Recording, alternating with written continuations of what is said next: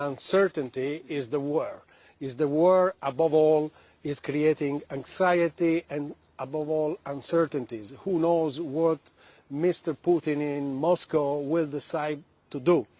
The incredible narrative about the cohesion of Europe is the coordinated efforts, including actually your country, in a splendid way to support the resistance of Ukrainian people and population. So that for sure is a huge uncertainty. And talking about finance and, let's say, the economic environment, the more worrying factor is the uncertainty within the banking industry. Not that much about Europe. The ECB has done incredibly well.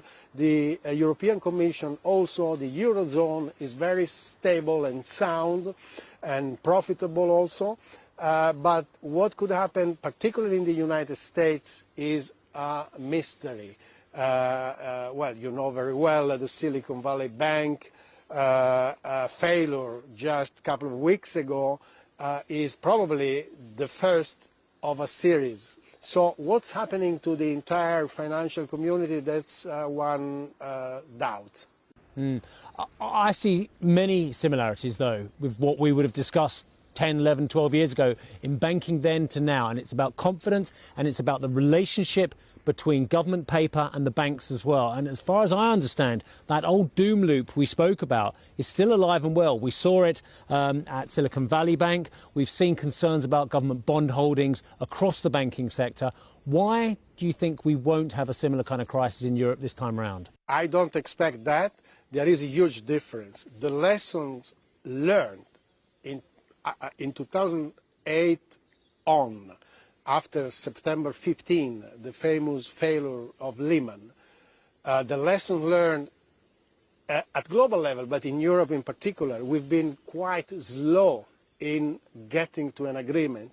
So that lessons were learned, and not only that, the financial robustness and stability of the Eurozone banking system is so high, incredibly high and sound, that it's impossible that there will be the similar situation.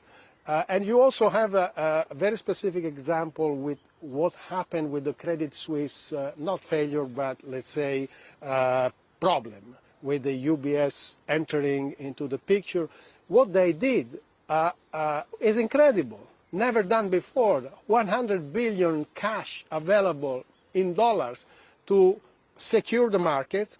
When they did that, overnight, when was it? Sunday. So in Sunday, overnight, all the ECB and other central banks made the decision so fast, never happened before, for dimension and for intensity of this decision. So if you look at the risk stability report of the ECB in the all European banking system, there are no worrying factors among the largest systemic banks. So that's why I am much more relaxed with regard to Europe than back 10 years ago, 15 years ago.